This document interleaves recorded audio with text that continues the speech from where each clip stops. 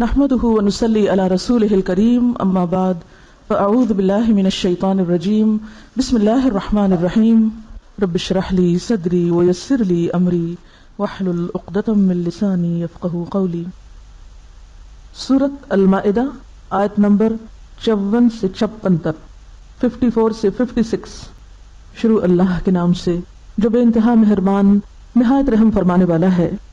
اے لوگو جو ایمان لائے ہو، اگر تم میں سے کوئی اپنے دین سے پھرتا ہے تو پھر جائے، اللہ اور بہت سے ایسے لوگ پیدا کر دے گا جو اللہ کو محبوب ہوں گے اور اللہ ان کو محبوب ہوگا، جو مومنوں پر نرم اور کفار پر سخت ہوں گے، جو اللہ کی راہ میں جد و جہد کریں گے اور کسی ملامت کرنے والے کی ملامت سے نہ ڈریں گے۔ یہ اللہ کا فضل ہے، جسے چاہتا ہے عطا کرتا ہے۔ اللہ وسیع ذرائع کا مالک ہے اور سب کچھ جانتا ہے۔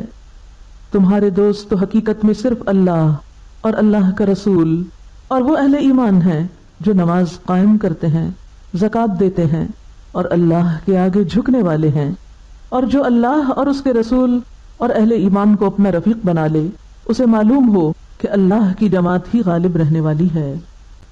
یا ایھا الذین آمنوا، اے لوگو جو ایمان لائے ہو، جو ایمان کا دعویٰ کرتے ہو، من یرتد منکم عن دینہ، جو بھی تم میں سے پھر گیا اپنے دین سے، جس نے بھی اپنے دین سے روگردانی کی، تو اللہ کو اس کی کوئی پرواہ نہیں۔ ایمان لانے کے بعد اگر اس نے دین سے کوئی دلچسپی ظاہر نہ کی، بلکہ دین کا راستہ مشکل سمجھ کر اس نے چھوڑ دیا، یا دین کا طریقہ ترک کر دیا، یا دین کے لیے کوئی قربانی نہ کی، یا دین کی خدمت کے لیے اس کے دل میں کوئی جذبہ نہ ہوا، یا دین اس کی پرائرٹی نہ ہوئی، تو اللہ کو اس کی کوئی پرواہ نہیں۔ اللہ اپنی مخلوق میں سے کچھ اور لوگوں کو لے آئے گا۔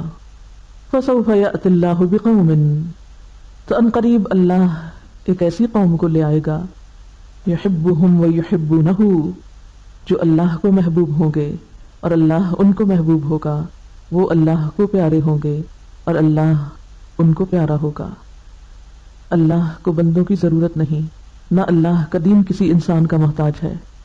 اگر کوئی کسی طرح بھی اس کے دین کی کوئی خدمت کر رہا ہے تو اس میں صرف اس کا اپنا ہی فائدہ ہے، وہ اللہ پر اور اللہ کی مخلوق پر کوئی احسان نہیں کر رہا۔ اور اگر کوئی ایسا سمجھتا ہے تو وہ دراصل خود کو دھوکہ دے رہا ہے، خود نقصان میں ہے۔ اللہ کو ایسے لوگوں کی کوئی ضرورت نہیں۔ اور اگر کوئی شخص یہ سمجھتا ہے کہ اگر اس نے دین کا کام نہ کیا تو دین کا کام ہوگا ہی نہیں، وہ انڈسپینسیبل ہے، تو یہ بھی اس کی بھول ہے۔ کوئی بھی ایسا نہیں جو انڈسپینسیبل ہو، ناگزیر ہو، جس کے بغیر دین کا کام نہ چلے۔ 1400 سال سے دین پھلتا پھولتا چلا رہا ہے، باقی ہے، قائم ہے، دائم ہے۔ اللہ ایسے لوگ پیدا کر سکتا ہے جو اللہ کو محبوب ہوں، اللہ ان سے محبت رکھتا ہو۔ اور اللہ کیسے لوگوں سے محبت رکھتا ہے؟ جو اللہ سے محبت رکھتے ہیں، جن کے اندر خاص کوالٹیز ہیں، جو اللہ کی ذات کو ہر چیز پر مقدم رکھتے ہیں، جن کے دلوں میں اللہ کی عظمت اور بڑائی گھر کر گئی ہے، جو حنیفہ مسلمہ ہیں، جو خدا رخ ہیں، جو ہر چیز سے بڑھ کر اپنے رب کو چاہتے ہیں۔ والذین آمنوا اشد حبا للہ، اور پھر کیسے نہیں ہو سکتا کہ جو اللہ سے محبت رکھتا ہو اللہ اس سے محبت نہ رکھے؟ لیکن اس کی پہچان کیا ہے کہ واقعی اللہ ان سے محبت رکھتا ہے اور وہ اللہ سے محبت رکھتے ہیں؟ اس کی پہچان ہے اذلۃ علی المؤمنین، وہ مومنوں پر بہت نرم ہیں۔ اذلہ ذلیل کی جمع ہے، نرم، متواضع، نرم خو، نرم مزاج، فرما بردار۔ اذلۃ علی المؤمنین، مومنوں کے معاملے میں بہت ہی نرم ہیں، اپنے ساتھیوں کے لیے بہت نرم مزاج ہیں، متواضع ہیں۔ اعزۃ علی الکافرین، اعزہ عزیز کی جمع ہے، شدید ہیں، زبردست ہیں، عزت والے ہیں۔ یہاں اعزہ بد اخلاق کے معنی میں نہیں ہے یا جنگجو کے معنی میں نہیں ہے۔ عزیز کا معنی ہوتا ہے عزت والا، ناقابل شکست۔ یہ ذلیل کا اپوزٹ ہے، یعنی فرم۔ اعزتنا علی الکافرین، تو گویا اللہ سے محبت کرنے والے لازمی طور پر ان سب سے محبت رکھتے ہیں جو اللہ سے محبت کرنے والے ہیں۔ یہ نہیں ہو سکتا کہ کوئی شخص اللہ کی محبت کا دعویٰ تو کرے اور پھر وہ سنگ دل بھی ہو، سخت دل بھی ہو، دوسروں کے لیے اس کے دل میں نرمی نہ ہو، محبت نہ ہو، تواضع نہ ہو، اور وہ پھر تکبر سے خالی نہ ہو. جو اللہ کی بڑائی کو واقعی مان لیتا ہے وہ ذات کی بڑائی کے خول سے باہر آ جاتا ہے. جب ساری تعریف اللہ کے لیے ہے تو پھر وہ اپنی تعریف حاصل کرنے کے لیے کام نہیں کیا کرتا. یہ صرف وہ کام نہیں کرتا جس سے اس کو بڑائی کی غذا ملے، پھر وہ اللہ کے دین کی خاطر بڑی بڑی قربانیاں بھی دے سکتا ہے اور چھوٹے سے چھوٹا کام بھی کر سکتا ہے، معمولی سے معمولی کام کرنے کو بھی تیار ہو جاتا ہے. اور اسی کا نام جہاد ہے. یجاہدون فی سبیل اللہ، وہ اللہ کے راستے میں جہاد کرنے والے ہیں، جد و جہد کرنے والے ہیں، کوشش کرنے والے ہیں، انتھک محنت کرنے والے ہیں. اور یہ کوشش اتنی مسلسل کوشش ہے کہ کوئی چیز اس کے راستے میں رکاوٹ بنتی ہی نہیں، نہ کسی تعریف کرنے والے کی تعریف اور نہ کسی تنقید کرنے والے کی تنقید اور نہ کسی مخالفت کرنے والے کی مخالفت. اسی لیے ساتھ ہی فرمایا وَلَا يَخَافُونَ لَوْمَةَ لَائِمٍ، وہ کسی ملامت کرنے والے کی ملامت سے نہیں ڈرتے اور ڈر کر اپنا کام چھوڑ نہیں دیتے. جس کام کو انہوں نے حق جانا، ضرورت سمجھا، اسے کرتے چلے گئے ہر قیمت پر، ہر حال میں. ذالک فضل اللہ، یہ ہے اللہ کا فضل. یؤتیہ من یشاء، وہ جس کو چاہتا ہے عطا کرتا ہے. اور وہ کس کو عطا کرتا ہے؟ جو خود بھی اپنے لیے کچھ چاہے. واللہ واسع علیم، اور اللہ وسعت والا ہے، علم والا ہے. اس کو سب پتا ہے کہ کون کس چیز کا مستحق ہے، کس کو کیسا فضل دینا چاہیے، کون کس فضل کا مستحق ہے، کس پر کیا انعام و اکرام ہونا چاہیے. اس لیے اس کا یہ فضل ہر ایک کے لیے نہیں، اس کا یہ فضل انہی کے لیے ہے جو ڈیزرو کرتے ہیں. انما ولیکم اللہ، بے شک تمہارا دوست تو اللہ ہے، ورسولہ، اور اس کا رسول. یعنی مخالفتیں ہوں، مشکلات ہوں تو پھر رجوع کس کی طرف؟ اللہ کی طرف. اور پھر رہنمائی اس کے رسول سے. اور ساتھ والذین آمنوا، ایمان والوں کا. کون ایمان والے؟ الذین یقیمون الصلاۃ، جو خود اللہ کے آگے جھکنے والے ہیں، جو نماز قائم کرنے والے. ان کی سب سے بڑی پہچان یہی ہے. وَيُؤْتُونَ الزَّكَاةَ، اور وہ زکوٰۃ ادا کرنے والے ہیں، دوسروں کے ساتھ اپنی نعمت شیئر کر سکتے ہیں، دوسروں کے خیر خواہ ہیں. وَهُمْ رَاكِعُونَ، اور وہ رکوع کرنے والے ہیں. دوبارہ پھر وہی صفت کہ ان کے اندر تکبر نہیں، عاجزی ہے، جھکاؤ ہے. اللہ کے آگے بھی جھکنے والے ہیں اور بندوں کے لیے بھی کندھے جھکا کر رکھنے والے ہیں. وَمَن يَتَوَلَّ اللَّهَ وَرَسُولَهُ، اور جو کوئی اللہ اور اس کے رسول کو دوست بنائے گا. وَالَّذِينَ آمَنُوا، اور ایمان والوں سے دوستی رکھے گا. فَإِنَّ حِزْبَ اللَّهِ هُمُ الْغَالِبُونَ، تو بے شک اللہ کی جماعت ہی غالب آنے والی ہے. کامیابی اور غلبہ ایسے ہی لوگوں کے لیے ہے کہ جو اللہ تعالیٰ کا حکم ہر حال میں مانے، رسول اللہ صلی اللہ علیہ وسلم کی سنت پر ہر حال میں عمل کرنے والے ہوں، اور اختلاف کے باوجود اہل ایمان کا ساتھ دینے والے ہوں. کیونکہ اہل ایمان سے دوستی ہو نہیں سکتی جب تک کہ ان کی طرف سے پہنچنے والی ناموافق، ناخوشگوار باتوں پر برداشت کی صلاحیت نہ ہو. اختلاف کے باوجود جب تک اتحاد کی صفت نہ ہو. کیونکہ کہنے کو تو جو اللہ اور رسول سے دوستی کرے گا ہم کہتے ہیں تو بہت ہی اچھی بات ہے، ہم تو ضرور کریں گے. اور ایمان والوں سے دوستی کرے گا ہم زبانی اس کا بھی دعویٰ کرتے ہیں، لیکن پھر اس کے بعد عملاً کیا کرتے ہیں کہ کیا واقعی ہماری ان سے دوستی ہوتی ہے، گہرا تعلق ہوتا ہے، یا ہر چھوٹی بڑی خلاف مزاج بات ہمیں ان سے پٹ آف کر دیتی ہے اور دور کر دیتی ہے اور ہم اپنی راہیں الگ کر لیتے ہیں. ایسے ہی لوگ پھر غالب کہاں سے آئیں گے؟ یاد رکھیے کہ آج دنیا میں اگر مسلمانوں کو غلبہ حاصل نہیں تو اس کی بنیادی وجہ بھی یہی ہے کہ ان کی دوستی اور محبت اور تعلق کے معیار بدل گئے ہیں. آج اللہ کی رسی کو مضبوط تھامنے کی بجائے، اللہ کے رسول صلی اللہ علیہ وسلم سے اپنا تعلق مضبوط کرنے کی بجائے، اہل ایمان کے ساتھ اتحاد اور اتفاق قائم کرنے کی بجائے، مشکلات میں، تکلیفوں میں مدد کے لیے نظریں دوسروں کی طرف جاتی. اپنوں سے دشمنی ہے اور غیروں سے دوستی ہے. ایسے لوگ غالب کہاں سے ہو سکتے ہیں؟ یا ایھا الذین آمنوا من یرتد منکم، یرتد، ارتد، یرتد سے مرتد اور ارتداد کا لفظ آپ نے عام طور پر سنا ہوگا. یہ لفظ ہے رے دال دال سے رد کر دینا، ریجیکٹ کر دینا. ایک تو اس کا بہت عام معنی ہے کہ اسلام کو بحیثیت دین کے رد کر دینا، ریجیکٹ کر دینا اور زبان سے اس کا اظہار کر دینا، اور اسلام کو چھوڑ کر کفر کی طرف، کسی اور دین کی طرف جھک جانا اور اس طرف مائل ہو جانا. یعنی دین اسلام کو رد کر کے کسی اور دین کو اختیار کر لینا. ایک تو یہ معنی ہے، اور اس میں زبان کی ڈکلیریشن اور عملی صورتحال دونوں چیزیں ہیں. لیکن ایک اور بھی قسم ہے لوگوں کی، وَمِنَ النَّاسِ مَن يَقُولُ آمَنَّا بِاللَّهِ وَبِالْيَوْمِ الْآخِرِ وَمَا هُمْ بِمُؤْمِنِينَ، جو زبان سے تو کہتے ہیں ہم ایمان لائے باللہ وبالیوم الآخر، لیکن ایمان کے تقاضے پورے نہیں کرتے، اس لیے اللہ تعالیٰ ان کو مومن نہیں مانتے، وَمَا هُمْ بِمُؤْمِنِينَ۔ تو یہ دوسری طرح کا ارتداد کیا ہے کہ خود کو مسلمان بھی ظاہر کرنا، اسلام کے دائرے کے اندر بھی رہنا، نام بھی مسلمانوں والا رکھ لینا، لیکن عملاً اسلام کے کسی اصول پر، کسی طریقے پر کوئی استقامت اختیار نہ کرنا۔ اور خاص طور پر دین کی خدمت کو اگر ہم لیں، مَن يَرْتَدَّ مِنْكُمْ عَنْ دِينِهِ، یعنی دین بحیثیت دین چھوڑنا ایک معنی، اور دوسرا دین کو اپنی عملی زندگی میں اختیار نہ کرنا اور دین کے تقاضوں کو پورا نہ کرنا، اور قربانی کی سطح پر دین نہ لینا، زبانی سطح پر لینا، قربانی کی سطح پر نہ لینا۔ یہ جملہ لکھ لیجئے، بہت سی چیز واضح ہو جائے گی۔ دین کو صرف زبانی کلامی لینا، جب دین کے لیے قربانی کا وقت آئے تو قربانی نہ دینا، اس وقت دین سے منہ موڑ لینا۔ دیکھیے آج ذرا غور کیجئے کہ اللہ تعالیٰ یا ایھا الذین آمنوا کہہ کے پکار رہے ہیں آپ کو، ٹھیک ہے نا؟ یعنی یہ کسی اور کی بات نہیں ہو رہی، یہ کس کی بات ہو رہی؟ میری اور آپ کی بات ہو رہی، ہم سے خطاب ہے، ہم سے کہا جا رہا ہے اگر تم نے ایسا کیا کہ دین میں ہوتے ہوئے پھر دین کو چھوڑ دیا، اس سے منہ موڑ لیا، ویسے دیندار ہو لیکن قربانی کرنی پڑے، کوئی مرضی کے خلاف کام کرنا پڑے، یا کہیں مال خرچ کرنا پڑے، یا وقت لگانا پڑے، یا نازک مزاج پر کوئی چیز بھاری پڑ جائے، تو پھر کیا کرے انسان؟ دین کے کام کو خیر بات کہہ دے۔ تو اب اس کانٹیکسٹ میں آپ اس کو لیجئے، یہ کون کرتے ہیں؟ یہ کافر تو نہیں کرتے، یہ یا ایھا الذین آمنوا ہی کرتے ہیں، قربانی کی سطح پر دین کو نہیں لیتے۔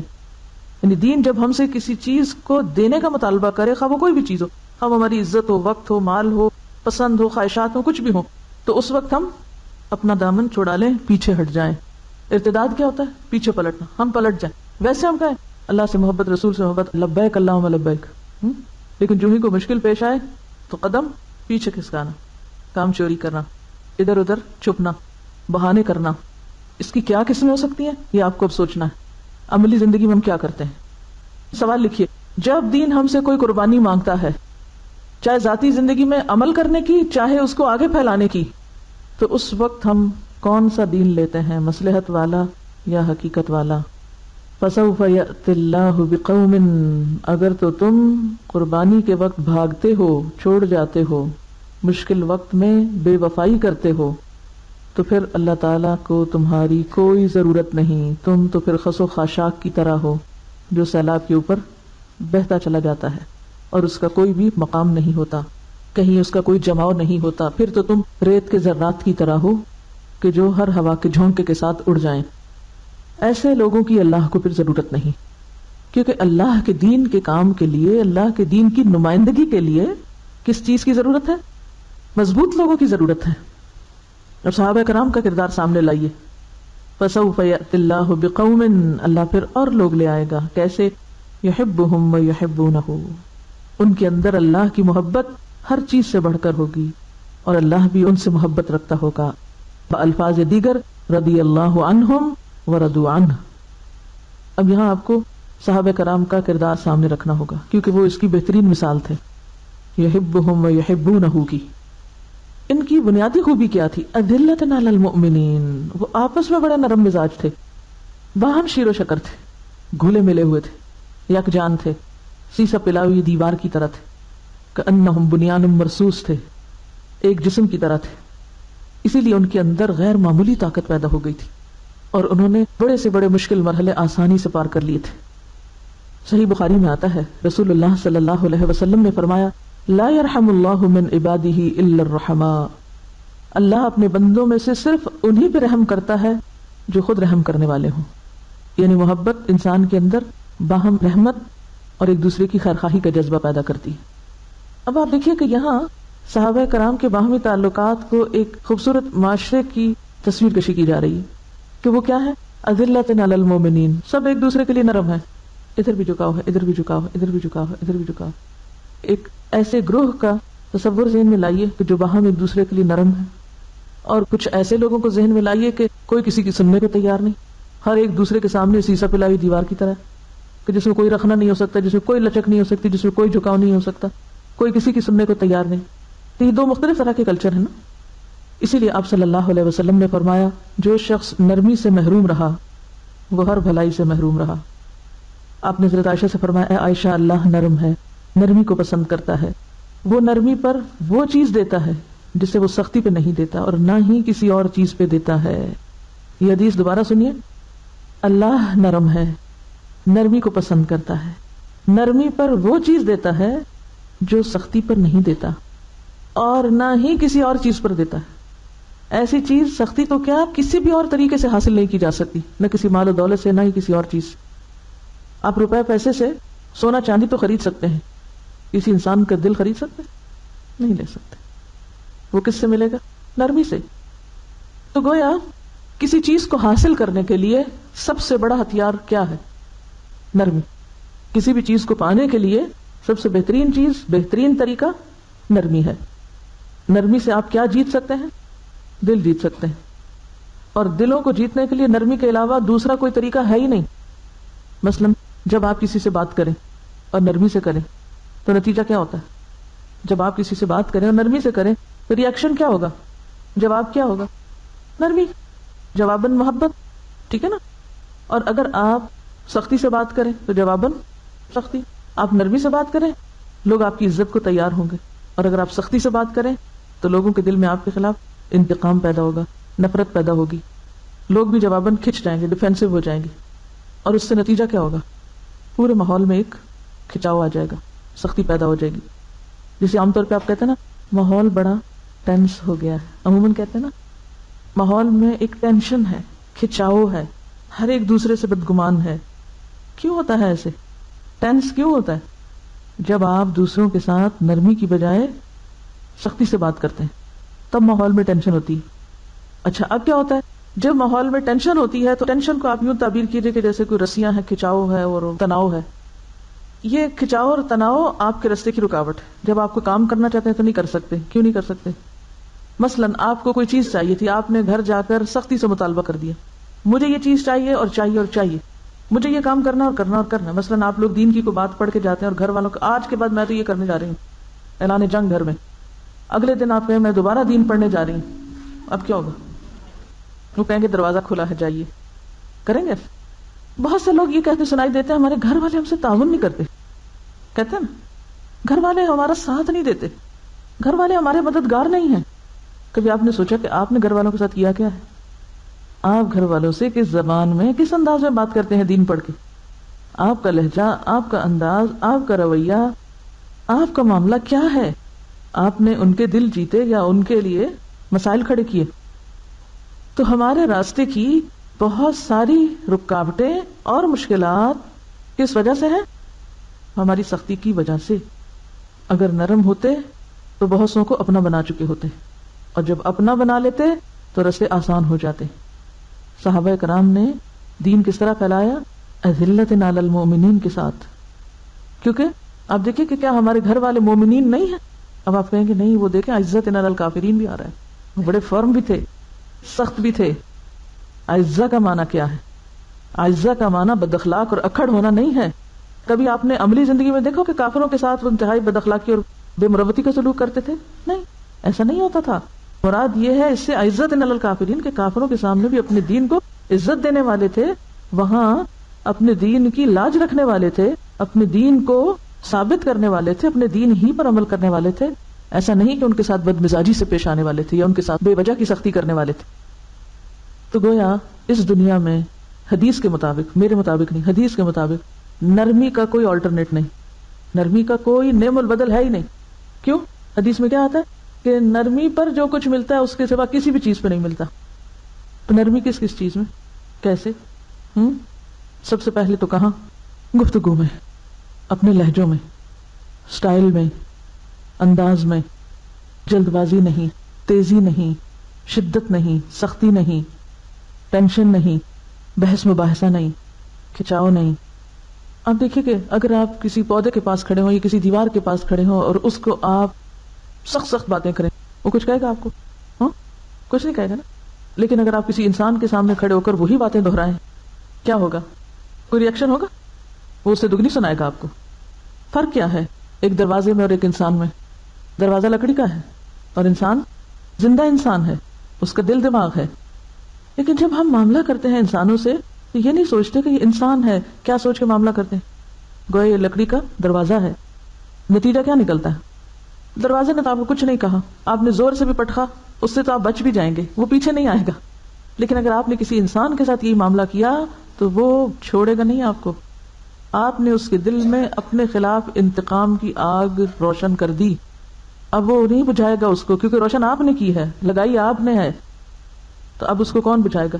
خود ہی بجھ جائے گی, وہ آپ کو ہی بجھانی ہوگی.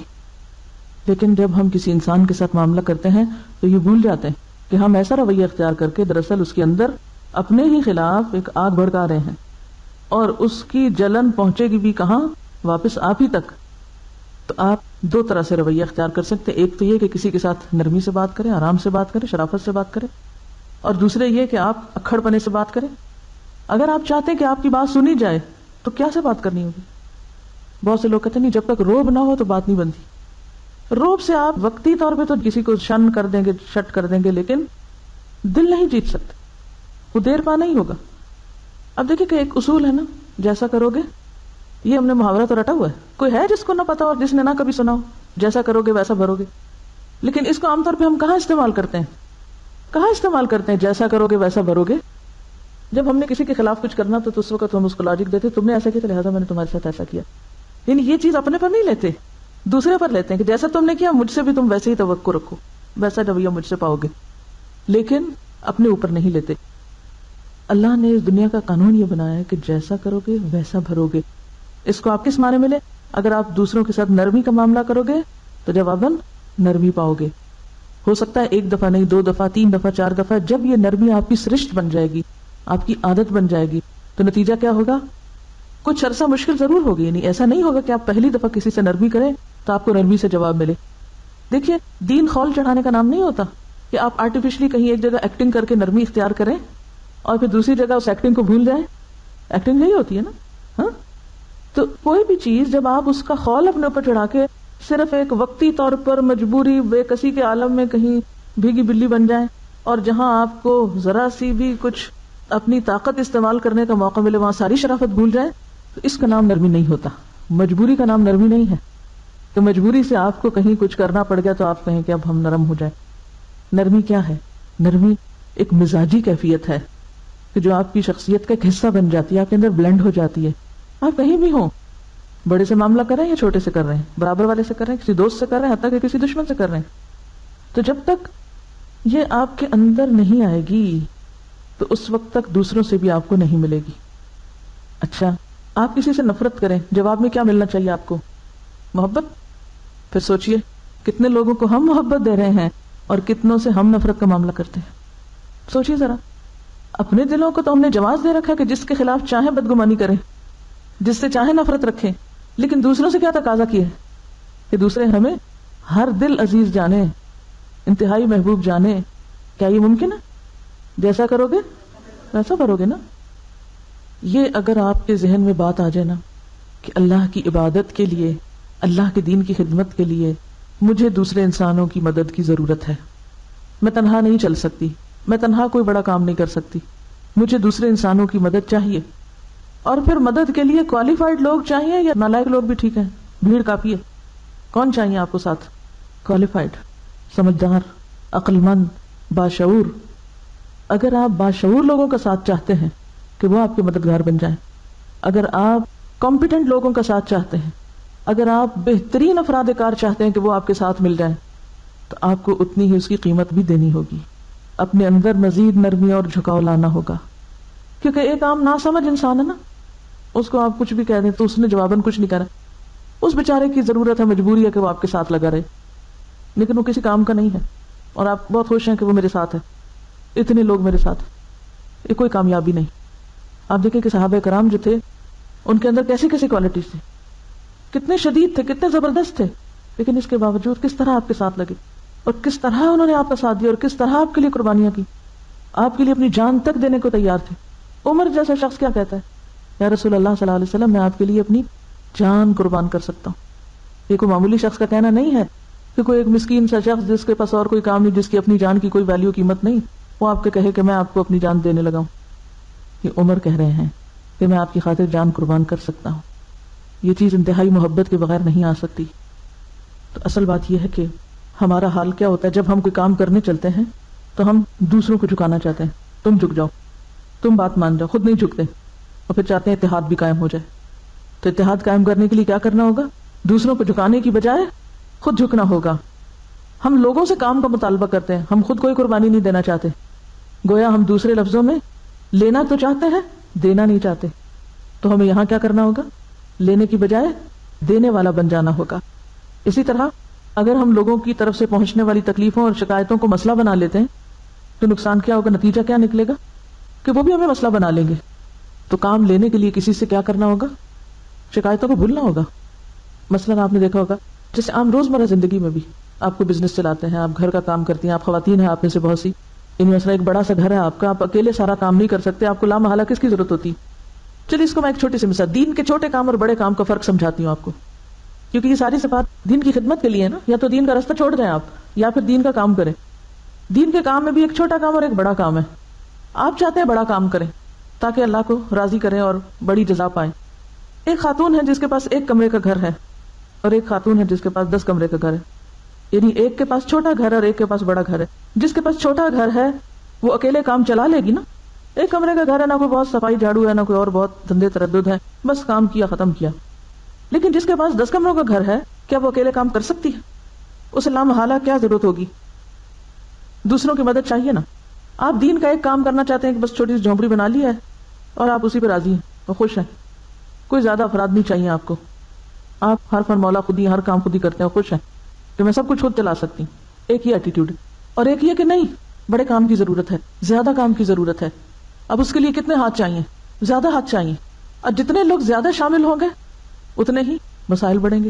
گھر میں 1 نوکر ہو تو 1 مسئلہ ہوتا ہے نا, اور گھر میں 10 نوکر ہو تو 10 مسئلے ہوتے ہیں. اب اگر کسی کا دل ہی چھوٹا سا ہو تو وہ تو 1 نوکر بھی برداشت نہیں کرتا گھر میں, وہ اس کو بھی نکال دیتا ہے. جاؤ جاؤ میں خود ہی کام کروں, مجھے نہیں پسند آتا کسی کا کام. عام طور پہ ایٹیٹیوڈ یہی ہوتا ہے نا.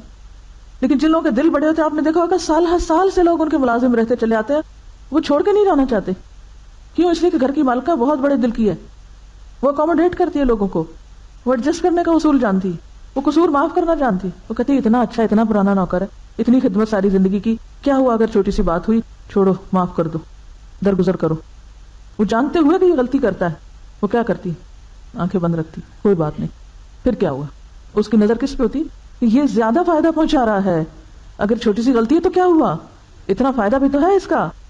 اور دوسری طرف اگر آپ یہ سمجھیں کہ نہیں, آپ کسی کی چھوٹی غلطی کو نہیں برداشت کر سکتے, تو پھر آپ اس کے بڑے فائدے کو بھی حاصل نہیں کر سکتے. پھر آپ سمٹ جائیں گے, پھر آپ محدود ہو جائیں گے, پھر آپ کسی بڑے کام کے قابل نہیں رہیں گے.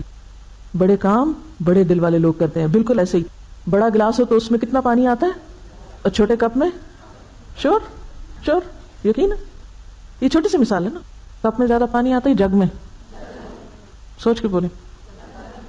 تو پھر جن لوگوں کے دل کپ سے بھی چھوٹے ہوں, وہ جگ جتنے پانی سے سیراب کر سکتے ہیں. کپ تو آپ کی پیاس بھی شاید نہ بجھائے, اور آپ تو دوسروں کی پیاس بجھانے کے لیے اٹھے ہیں, اور آپ کے پاس جگ ہے ہی نہیں, بڑا دل ہے ہی نہیں. آپ اذلۃ علی المومنین ہو ہی نہیں سکتے, آپ کچھ کرنے کے قابل ہی نہیں ہیں, آپ کوالیفائڈ نہیں ہیں. یہاں جو صفات بیان ہو رہی ہیں یہ اس کوالیفیکیشن کی ہیں جو اللہ کے دین کے کاموں کے لیے مطلوب ہے. یا آپ اس راستے پہ چلیں گے یا یہ چھوڑ جائیں گے. چھوڑ جائیں گے تو کیا ہوگا؟ اللہ کچھ اور لوگ لے آئے گا. اور اگر آپ یہ کرنا ہی چاہتے ہیں, اس راستے پہ چلنا ہی چاہتے ہیں, تو پھر آپ کو لازماً اپنے اندر یہ صفت پیدا کرنی ہوگی. فَسَوْفَ يَأْتِ اللَّهُ بِقَوْمٍ يُحِبُّهُمْ وَيُحِبُّونَهُ أَذِلَّةٍ عَلَى الْمُؤْمِنِينَ أَعِزَّةٍ عَلَى الْكَافِرِينَ. پہلی صفت ان لوگوں کی کیا بتائی گئی کہ وہ کیا کرنے والے ہیں؟ محبت عام کرنے والے ہیں. یہ محبت والے لوگ ہیں. اور محبت والے کون ہوتے ہیں؟ دل والے لوگ ہوتے ہیں. جس کے اندر دل نہ ہو محبت تو نہیں کر سکتا نا. تو جو نرم دل ہوگا وہی اذلۃ علی المومنین بھی ہوگا. جو نرم دل ہوگا وہی محبت کر سکے گا. اب 3 حصے ہو گئے بات کے, اللہ سے محبت اور اللہ والوں سے محبت, اور نتیجتاً اللہ کی محبت کا آنا, آپ پر پلٹنا. جب تک آپ اللہ سے اور اللہ والوں سے محبت نہیں کرتے, آپ محبت کے قابل نہیں. اور جب آپ محبت کے قابل نہیں, آپ کے ساتھ اللہ کی رحمت نہیں, آپ پر اللہ کی عنایت نہیں, آپ اللہ کے دین کا کیا کام کرنے کے قابل ہیں؟ آج کے مسلمانوں کی اور خصوصاً دین کی خدمت کرنے والوں کی سب سے بڑی مشقت یہی ہے کہ ان کے اندر یہ خوبی نہیں ہے نہ گھر کے اندر اور نہ گھر کے باہر. اذلۃ علی المؤمنین اعزۃ علی الکافرین. کافروں کے سامنے کیسے؟ جو دین کو نہ ماننے والے ہیں ان کے سامنے کیسے؟ اپنے دین کو عزت دینے والے. دین کو عزت دینا کیا ہوتا ہے؟ اس پر عمل کرنا، مشکل حالات میں بھی دین کو تھام کے رکھنا، فرم رہنا، اپنے اصولوں پہ قائم رہنا. وہ مین آف پرنسپل ہیں. وہ یہ نہیں کہ کافروں سے ڈر کے جیسا دیس ویسا بھیس کر لیں کہ وہ کیا کہیں گے. کیا ایسے لوگ دین کی دعوت دے سکتے ہیں جس دین پر وہ خود ہی عمل نہ کرتے ہو، جس دین پہ وہ خود شرمندہ ہو، جس دین کو وہ خود عزت دینے والے نہیں خود شرمندہ ہیں؟ وہ دین کو پھیلا کہاں سے سکتے ہیں؟ پھر اس کے بعد فرمایا یجاہدون فی سبیل اللہ، وہ اللہ کی راہ میں جہاد کرنے والے ہیں. جہاد کیا ہوتا ہے؟ کوشش. کوشش کیا ہوتا ہے؟ ہل جل، حرکت، مسلسل کام.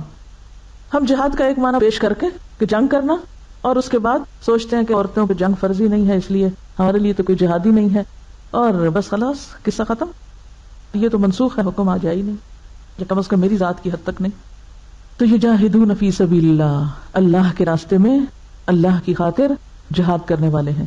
اور جہاد کہتے ہیں مسلسل کوشش کو، محنت کو، اٹموسٹ اسٹرگل، انتھک محنت، انتھک کوشش، کبھی نہ ختم ہونے والی کوشش. اور یہ کوشش کیسے ہوتی؟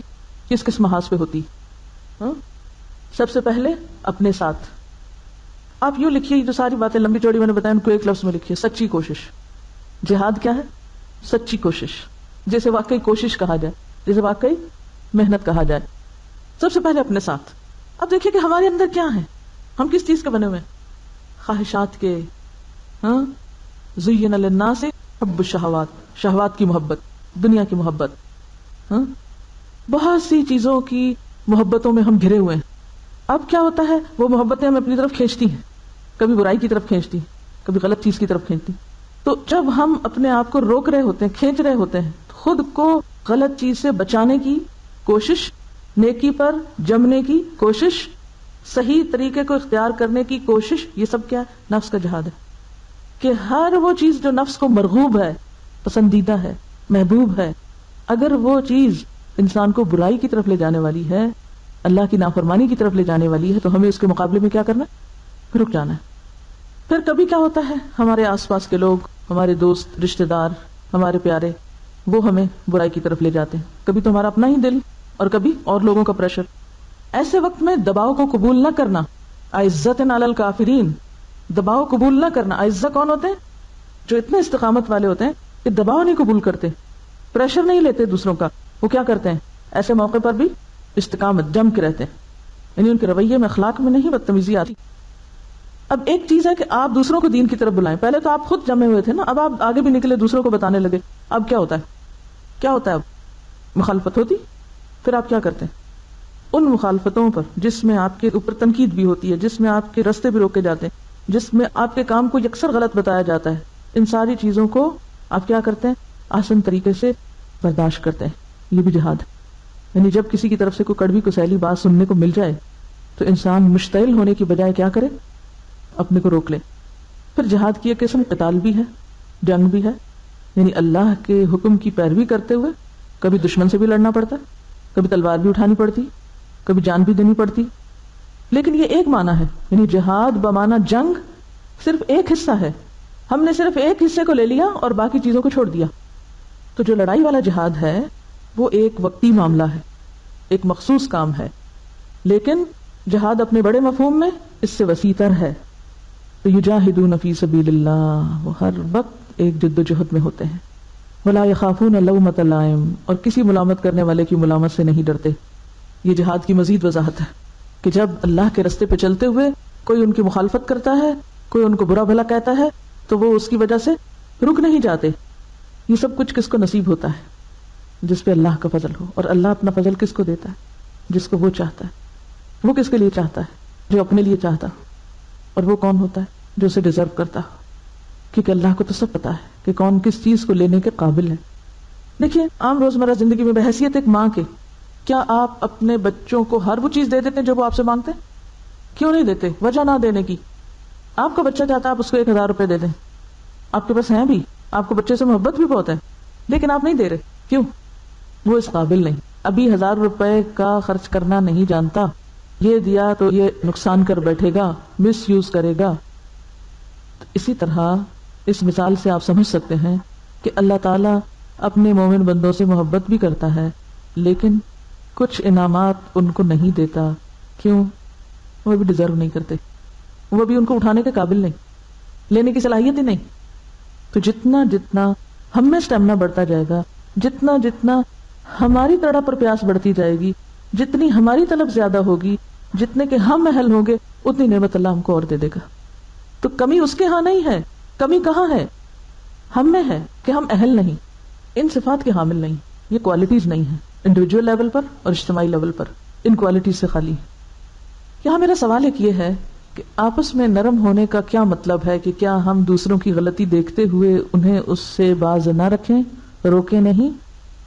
کوئی سیدھا کرے، الٹا کرے، سفید کرے، سیاہ کرے، ہر چیز پہ شاباش دیا کرے؟ ہاں، کیا صحابہ کرام آپس میں اسی طرح نرم دل تھے؟ پھر کیا کرتے تھے؟ وہ فتواصل بالحق کیا کرتے تھے. حق کے معاملے میں کبھی بھی وہ مصلحت پرستی کا شکار نہیں ہوئے تھے. ہم باہم نرمی کا پھر ایک اور الٹا معنی لیتے ہیں. یعنی نرمی کا مطلب ہے جھکاؤ، آپ آگے بڑھیں، سلام کریں، خیرخواہی کریں، خیال رکھیں، عزت کریں، احترام کریں، سب کچھ کریں، لیکن جب کوئی غلط کر رہا ہو تو وہاں پر کیا نہ کریں، کمپرومائز نہیں کریں. کیا صحابہ کرام ایک دوسرے پہ تنقید کیا کرتے تھے؟ کوئی مثال دیجئے. حضرت عمر رضی اللہ تعالیٰ عنہ ممبر پر تھے، انہوں نے عورتوں کے مہر کو محدود کرنے کی بات کی تو ایک عورت پیچھے سے کھڑی ہو گئی اور اس نے دلیل دی کہ اللہ تعالیٰ فرماتے ہیں کہ اگر تم میں سے کسی ایک نے اپنی بیوی کو ڈھیروں مال دے رکھا ہو تو تم واپس نہیں لے سکتے. تو عمر، جب اللہ نے یہ اجازت دی ہے ایک مرد کو کہ وہ ڈھیر مال اپنی بیوی کو دے سکتا ہے تو تم کیسے محدود کر سکتے؟ اب کیا اس واقعے کو یہ کہا جائے کہ نہیں وہ تو ایک دوسرے کے لیے نرم ہی نہیں تھے اور ایک عورت نے، ایک بڑھیا نے عمر کی بے عزتی کر دی؟ یہ بے عزتی نہیں ہوتی. وہ چھوٹی چھوٹی بات کو شکایت نہیں بنا لیتے اور ایک انا کا مسئلہ نہیں بنا لیتے. وہ بھی نیک نیتی سے بات کر رہے تھے اور وہ بھی نیک نیتی سے اصلاح کر رہی تھی. لہٰذا باہم کوئی ناراضگی، کوئی رنجش، کوئی دل میں بات ایسی آئی نہیں. عمر نے فوراً برملا اعتراف کیا، اخطأ عمر و اصابت امرأة. عمر نے خطا کی، عورت نے درست بات کی. اعتراف فوراً اپنی غلطی کا، برسر محفل. لا یخافون لومۃ لائم. اگر کوئی ان پہ تنقید کرے تو بھڑک نہیں اٹھتے، دلوں میں گرج نہیں پال لیتے. آج ہم اتنے چھوٹے دل کے ہیں کہ اگر ہمیں کوئی کسی غلطی پر روک دے تو ہم اتنے چھوئی موئی ہیں، عرصوں نہیں بھولتے، جلتے کوڑتے رہتے ہیں، گرا لگا کے بیٹھ جاتے ہیں، روتے دھوتے ہیں. کہنا ہی تھا اس کو تو کہیں باہر کہہ دیتی، الگ کہہ دیتی، یہاں کیوں کہا؟ ان کے اندر یہ مزاج کیوں تھا، یہ اخلاق کیوں تھا؟ ایک عورت تنقید کر رہی ہے، عمر اعتراف کر رہے ہیں، ساری بھیڑ میں، مجمع میں کوئی مائنڈ نہیں کر رہا. کیوں؟ کیا چیز تھی؟ ایک سنگل فیکٹر، ذات کی بڑائی نہیں تھی نا. وہ بھی اخلاص سے بات کر رہے ہیں، وہ بھی معاشرے کی اصلاح چاہتے ہیں، کیونکہ لوگوں نے بڑے بڑے مہر دینے کو اپنی عزت کا مسئلہ بنا لیا تھا، کیونکہ بیچ میں ذات نہیں تھی. ہم ہر چیز میں بیچ میں ذات انوالو کر لیتے ہیں، اس کو اپنی ذات پہ لے آتے ہیں. اس نے اگر بات کی ہے تو یہ میرے خلاف کی، یہ میرے اوپر کی ہے. اتحاد کی راہ میں، ٹیم ورک کے راستے میں بہت بڑی رکاوٹ کہ اگر کوئی نیک نیتی سے بھی کوئی مشورہ دے دے تو اس کو ہم اپنے خلاف لے لیتے ہیں اور عموماً مشورہ قبول نہیں کرنا چاہتے، عموماً کسی دوسرے کی رائے کو جگہ ہی نہیں دیتے، کسی کو تنقید کا موقع ہی نہیں دیتے، کسی کو اصلاح کی گنجائش ہی نہیں دیتے، کیونکہ اس کو ہم اپنے خلاف لے لیتے ہیں اور فوراً معذرتیں، عذر اور اس کی صفائی پیش کرنا شروع کر دیتے ہیں. لہذا اصل کام تو پیچھے رہ جاتا ہے اور ہم آپس میں ایک دوسرے سے ٹکرانے لگتے ہیں. ذات کو مسئلہ کون بناتا ہے؟ ذاتی عزت بیزتی کون بہت اہم بنا لیتا ہے؟ کون اس کو بہت زیادہ اہمیت دیتا ہے؟ ہاں، جو اپنی ذات کی بڑائی کے لیے نکلتا ہے. غزوہ تبوک کے موقع پر دیکھیے منافقین کا طرز عمل کیا تھا. وہ ایک معذرتیں کر رہا تھا آ کے اور اپنی ذات کی صفائیاں پیش کر رہا تھا، اور جو سچے تھے انہوں نے کوئی ذات کی صفائی نہیں کی، انہوں نے اپنی غلطی کا اعتراف کر لیا، کیونکہ ذات تو نہیں نہ تھی وہاں، وہ تو آخرت تھی. کوئی شاگرد استاد کو کہہ دے کہ میں آپ کی اس بات سے اتفاق نہیں کرتا، یا استاد اگر شاگرد کو کہہ دے کہ میں تمہاری اس بات سے اتفاق نہیں کرتا، تو عموماً ہم لوگوں کا اخلاق کیا ہے، نتیجہ کیا نکلتا ہے، اس کا رزلٹ کیا ہوتا ہے؟ آئندہ دونوں ایک دوسرے کی شکل نہیں دیکھتے، کیونکہ دونوں ذات کے لیے جمع ہوئے ہیں. اس کی بھی ذات کو ٹھیس پہنچ گئی، اس کی بھی پہنچ گئی، وہ بھی روتا چلا گیا، وہ بھی روتا وہ ادھر چلا گیا، اور دین کا کام چراہے پہ رہ گیا. بڑے خوبصورت جذبوں سے نکلے تھے گھر سے. یہی ہو رہا نا ہمارے دینی مجلسوں میں اور دینی حلقوں میں. اور جب تک لا یخافون لومۃ لائم کی صفت نہ ہو، آپ دین کے کام کے قابل نہیں ہیں. آپ کچے برتن ہیں جس کی ہنا ہر تھوڑی سی ٹھوکر سے ٹوٹ جاتی. کچا برتن ایسے ہی ٹوٹتا ہے نا، تھوڑے سے ٹھوکر لگنے کی دیر ہے، لیکن پکا برتن جو آگ سے بھٹی سے نکل چکا ہو وہ چھوٹے موٹے ٹکور سے نہیں ٹوٹتا ہوتا. تو نیک نیتی کے ساتھ تنقید کی جائے, بدتمیزی نہ کی جائے, بد اخلاقی نہ کی جائے. آپ ایک دوسرے کو دلیل سے غلط ثابت کر سکتے ہیں اور دوسرا اس کا اعتراف بھی کر سکتا ہے یا اپنی مزید دلیل پیش کر سکتا ہے, لیکن وہ ایک دوسرے کو چھوڑتے نہیں ہوتے, ایک دوسرے کو کاٹتے نہیں. بات پر تنقید ہوتی ہے, کام پر ہوتی ہے, نہ کہ ذات پر. ہم لوگ کام پہ تو کسی کی تنقید کرنا جانتے نہیں, ذاتیات پہ فوراً اتر آتے ہیں, اور جب کسی کے کام میں ہمیں کوئی خرابی نظر نہیں آتی تو ہم فوراً کیا ڈھونڈنے لگتے ہیں؟ ذاتی عیب, اور ذاتی عیب دوسرے کے اچھالنے لگتے ہیں. وہ دیکھو بیٹھتا کیسے ہے, وہ کھڑا کیسے ہوتا ہے, وہ یہ کیسے کرتا ہے, وہ کیسے کرتا ہے, وہ اس کے ساتھ کے لوگ کیسے کرتے ہیں, فوراً یہ باتیں شروع کر دیتے ہیں. ہماری تنقید اور ان لوگوں کی تنقید میں فرق کیا تھا؟ کام اور ذات کا, یا بات اور ذات کا. اچھا, کرنے والے بھی یہی کرتے ہیں اور لینے والے بھی کیا کرتے ہیں؟ لینے والے بھی اس کو ذات پہ ہی لیتے ہیں. یعنی اگر کسی نے آپ کی رائے سے خلاف کوئی بات کہہ دی تو آپ نے اس کو کیسے لیا؟ اپنے خلاف لے لیا. یہ تو میری توہین ہو گئی, یہ تو میری مخالفت ہو گئی, یہ تو مجھ پہ الزام لگ گیا, اور یہ تو میرے ساتھ زیادتی ہو گئی. اور یاد رکھیے کہ تنقید کی چوٹ, ملامت کی چوٹ آسان نہیں ہوتا سہنا, بہت کڑوی ہوتی ہے, بہت تکلیف دہ ہوتی ہے, بہت سخت ہوتی ہے, لیکن بعض اوقات آپریشن ضروری بھی ہوتا ہے.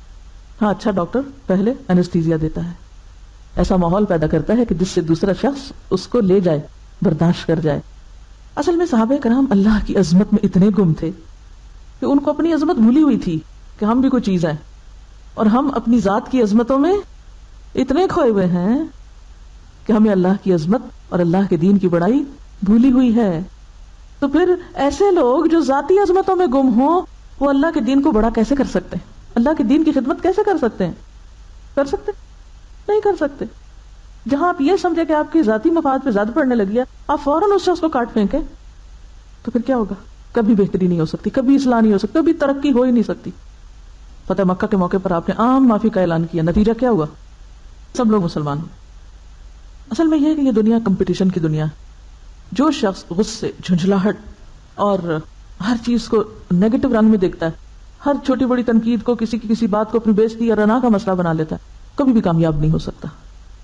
حضرت عمر نے جب حضرت خالد بن ولید کو معزول کیا تو خالد بن ولید کون تھے کہ جن سے ایک جنگ بھی جو نہیں ہارے تھے, اتنے کمپیٹنٹ تھے, لیکن اس کے باوجود انہیں جب معزول کیا گیا تو وہ فوراً اپنی جگہ چھوڑ کر پیچھے سپاہیوں کی صف میں چاپ کھڑے ہوئے, اور لوگ ان سے جب آئے بھی کچھ بات کرنے تو انہوں نے موقع ہی نہیں دیا کہ نہیں, میں اس موضوع پہ گفتگو ہی نہیں کرنا چاہتا. ہم یہ سب پڑھتے پڑھاتے تو ہیں, لیکن جب ہمارے اوپر کوئی ایسی چیز آتی ہے تو اس وقت ہمارا رویہ کیا ہوتا ہے؟ ہم عام طور پر کن کن باتوں سے اوفینڈ ہوتے ہیں, ہم عام طور پر کن کن چیزوں کو انا کا مسئلہ بنا لیتے ہیں اور پھر دین ہی کو چھوڑ جاتے ہیں. ہم کسی کی غلطی دیکھ کر اس انسان سے نفرت شروع کر دیتے ہیں, اس غلطی سے نفرت نہیں کرتے. بعض وقت عمر کو مسئلہ بنا لیتے ہیں, اگر عمر میں کوئی چھوٹا ہمیں کوئی بات بتائے تو ہم اس کو قبول کرنے کو تیار نہیں ہوتے, مقام مرتبے میں, علم میں, کسی بھی طرح. لیکن اصل بات یہی یاد رکھیے کہ جتنا بڑا دل ہوگا اتنا بڑا کام کریں گے, اور جتنا چھوٹا دل ہوگا اتنا ہی چھوٹا کام, اور قیامت کے دن پھر اجر بھی ویسا ہی. ایک سوال اپنے لیے لکھیے, کیا کسی کی تنقید میرا سکون درہم برہم کر دیتی ہے؟ کوئی ناخوشگوار بات سن کر میرا رویہ کیا ہوتا ہے؟ اس شخص کے ساتھ میرا رویہ کیا ہوتا ہے جو مجھ سے کوئی ناخوشگوار بات کر دے, میری مرضی کے خلاف, یا مجھ پر تنقید کر دے؟ دیکھیے, اگر آپ نے اپنے آس پاس صرف یس سر اور میاں مٹھو قسم کے لوگ رکھے جو آپ کی ہاں میں ہاں ملائیں, جو آپ کہیں وہی کہتے جائیں, تو اس سے ترقی کی رفتار رک جاتی ہے, کیونکہ سب ایک ہی طرح سوچتے ہیں, کوئی نئی بات تو سامنے آتی ہی نہیں, کوئی بڑا کام تو ہو ہی نہیں پاتا. یعنی آپ قابل لوگوں کو چھوڑ کر ان لوگوں کو سلیکٹ کر رہے ہیں جو یس سر کی پالیسی پہ عمل کرتے ہیں. نتیجہ کیا ہوگا؟ منافقانہ ماحول جنم دے گا, کھوکھلا کردار آس پاس ہوگا. کیوں؟ کیونکہ ساتھ کے لوگوں کو پتا ہے کہ آپ صرف تعریف پسند کرتے ہیں, آپ تنقید نہیں سن سکتے, لہٰذا وہ سچی جھوٹی تعریف کرتے رہیں گے, کیونکہ آپ ان کو تنقید کرنے کا موقع ہی نہیں دے رہے, آپ ان کو اختلاف کرنے کا موقع ہی نہیں دے رہے. ایسے منافقانہ کردار والے لوگ بڑا کام نہیں کر سکتے. بڑے کام کے لیے مضبوط لوگ چاہیے, اور مضبوط لوگ وہی ہیں جن کے اعصاب مضبوط ہیں, جو تنقید برداشت کر سکتے ہیں, جو اختلاف برداشت کر سکتے ہیں, جو مرضی کے خلاف باتیں گوارا کر جاتے ہیں. عام طور پر ہمارا ذاتی اخلاق کوئی چیز نہیں ہوتا, ہم دوسروں کے رویے دیکھ کر اپنا اخلاق بناتے ہیں. جیسا کوئی ہمارے سے کرتا ہے ہم ویسے ہی اس کے ساتھ کرنا شروع کر دیتے ہیں. اچھا, لیڈرشپ کا رول صرف وہ شخص ادا کر سکتا ہے, یعنی صحیح لیڈرشپ کا رول صرف وہی ادا کر سکتا ہے, سربراہ صرف وہی بہترین ہو سکتا ہے جو سخت ترین تنقید کو ٹھنڈے ذہن کے ساتھ سنیں، سب سے پہلے سنیں، اور پھر اتفاق اختلاف سے اوپر اٹھ کے معاملہ کرے لوگوں کے ساتھ. یعنی وہ شخص لیڈرشپ کے لائق ہی نہیں، وہ شخص لوگوں کی رہنمائی کے قابل ہی نہیں، وہ شخص معلم ہو ہی نہیں سکتا، وہ شخص دین کا خادم بن ہی نہیں سکتا، وہ شخص دین کی مدد کرنے والا ہو ہی نہیں سکتا جو تنقید نہیں سن سکتا، یا تنقید کرنے والوں سے محبت نہیں کر سکتا، یا تنقید کرنے والوں کو ساتھ لے کے نہیں چل سکتا. طاقتور ٹیم کیسے لوگوں سے ہوگی؟ خوش آمدی لوگوں سے طاقتور ٹیم بنتی ہے یا تنقید کرنے والوں سے؟ تنقید کرنے والوں سے. کیوں کہتے ہیں حضرت عمر لولا ابی بکر لہلک عمر؟ ابو بکر نہ ہوتے عمر ہلاک ہو چکے ہوتے، کیونکہ وہ ان کو روکنے والے تھے، پکڑنے والے تھے. آپ صلی اللہ علیہ وسلم کی وفات کے موقع پر کیا کردار تھا حضرت ابو بکر کا؟ آج اس کردار کی ضرورت ہے. یہ کردار پیدا ہوگا تو دین کا کام ہوگا، ورنہ نہیں ہو سکتا. اب اپنے آپ کو سوچیے، اپنے اپنی جگہ پر سوچیے، آپ کی ٹیم میں کون کون لوگ شامل ہیں؟ آپ کے مددگاروں میں کون کون ہے؟ آپ کی یس مین کرنے والے لوگ یا وہ بھی جو ذرا مختلف رائے رکھتے ہوں؟ اپنے ساتھیوں کو دیکھیے، کیا آپ نے ارد گرد صرف تعریفیں کرنے والے لوگ اکٹھے کر رکھے ہیں، یا صرف دوست ہی اکٹھے کر رکھے ہیں، یا مخالف بھی ساتھ لے کے چل رہے ہیں؟ کوئی بھی ٹیم، چاہے آپ کسی برانچ میں کام کرتی ہیں یا کہیں کسی گھر میں آپ رہ کے کچھ کر رہی ہیں، کسی بھی محاذ پر آپ اکیلے تو نہیں کر سکتی نا دین کا کام. یہ کر سکتی، جو اکیلا کر رہا ہے وہ بھی گڑبڑ کر رہا ہے، کیونکہ یہ کام اکیلے ہونے کا ہے ہی نہیں. دین کی تعلیم، دین کی خدمت، دین کی تبلیغ کا کام اکیلوں کا کام نہیں ہے، یہ اجتماعی کام ہے، یہ ٹیم ورک کے ساتھ وجود میں آتا ہے. اپنی ٹیم کا جائزہ لیجیے، آپ کی ٹیم میں کون ہے، آپ کس کس کو ساتھ لے کے چل سکتے ہیں. کیا ایسا تو نہیں کہ جو شخص ہمارے کام پہ تھوڑی سی تنقید کر دے ہم اس سے بچ بچ کے رہنا شروع کر دیں، یا ہم اس کو الگ پھینکنا شروع کر دیں؟ سوچئے، اپنا جائزہ لیجئے. اور پھر اس کے بعد آپ دیکھیے ایک اور معیار دے دیا گیا دوستی کا، انما ولیکم اللہ، اللہ کی دوستی، ورسولہ، اور اس کے رسول کی دوستی، والذین آمنوا، اور ایمان والوں کی. کون ہے وہ؟ الذین یقیمون الصلاۃ، جو نمازوں میں اچھے ہیں، ویؤتون الزکوٰۃ، جو مال خرچ کرنے والے ہیں، وہم راکعون، جھکے ہوئے عاجز متواضع لوگ. ومن یتول اللہ ورسولہ والذین آمنوا فإن حزب اللہ هم الغالبون. جن کی ٹیم ان پر مشتمل ہوگی، جس ٹیم کے اندر اللہ کی محبت ہوگی، جس ٹیم کے اندر رسول اللہ صلی اللہ علیہ وسلم کی سنت ہوگی، جس ٹیم کے اندر خدا ترس لوگ اور جھکنے والے موجود ہوں گے، ایک دوسرے کی سننے والے لوگ موجود ہوں گے، ایسے ہی لوگ پھر غالب آ جائیں گے. اور اگر آپ غالب نہیں آ رہے تو اس کا مطلب یہ ہے کہ آپ ان صفات سے خالی ہیں. ہم سب کیا چاہتے ہیں؟ ہمارا دین غالب ہو، دین کو کامیابی ہو، ہمیں کامیابی ہو.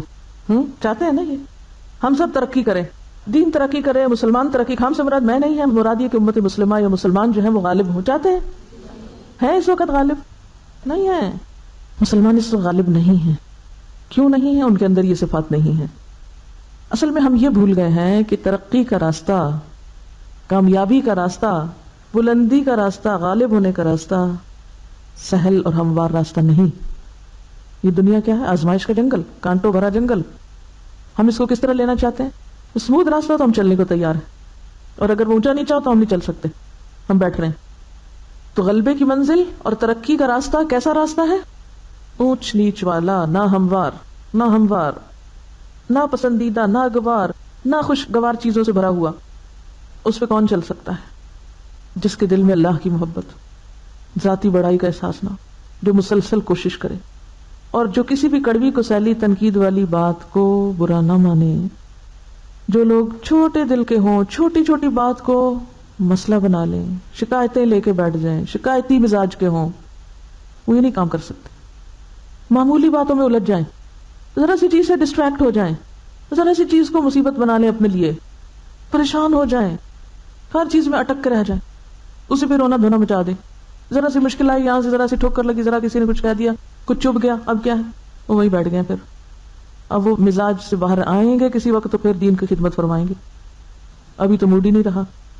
ہم تو اتنے سینسٹیو ہیں، اتنے حساس ہیں، اور سب اپنی ذات کے معاملے میں، کہ چھوٹی چھوٹی بات ہمیں دوسروں کی بری لگ جاتی، پھر ہم اس پہ روتے دھوتے رہتے ہیں، پھر ہم اس کو انا کا مسئلہ بنا لیتے ہیں، پھر ہم اس کو عزت نفس کا خوبصورت نام دے دیتے ہیں، اور سب کچھ چھوڑ کے بیٹھ جاتے ہیں. تو بات یہ ہے کہ کامیاب صرف وہ ہو سکتا ہے جو کانٹوں سے الجھے بغیر تقویٰ کا طریقہ اختیار کرتے ہوئے اپنا سفر جاری رکھے. اور اپنی یکسوئی کو، حنیف و مسلمہ ہونے کو، اپنی دل جمعی کو ہر حال میں برقرار رکھے. کوئی تنقید اس کے دل کا سکون درہم برہم نہ کرے. کسی بھی تلخ ترین تجربے سے بے حوصلہ